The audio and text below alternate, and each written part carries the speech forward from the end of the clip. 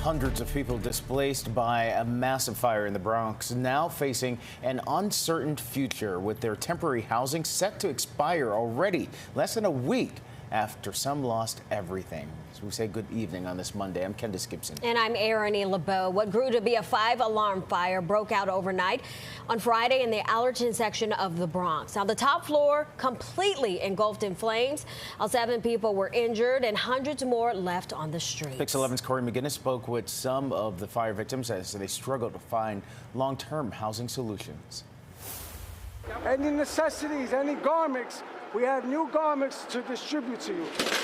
The nonprofit Disciples of Galilee was on hand Monday. Coats, sweatsuits, long johns. Distributing clothes and essential items to residents displaced by the fire on Wallace Avenue in Allerton. Mommy, you need a hat because it's cold. All of this as city officials kept residents from re-entering the building Monday, citing water and structural damage. I understand that this has to be structurally sound for them to be allowed in to get their belongings. And most of their belongings are probably full of smoke, wet from all the water, and damage.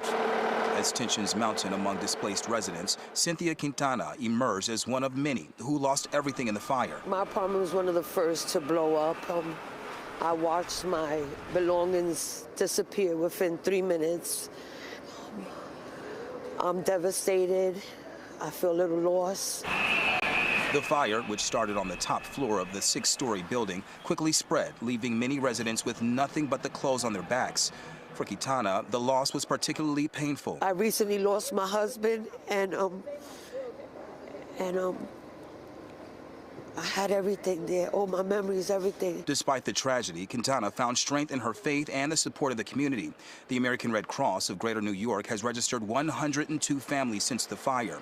CEO Doreen Howe says now they're figuring out the long-term plans with the families. When we first started registering the families, we told them that they would be placed in lodging until the 21st while the city figured out the next steps.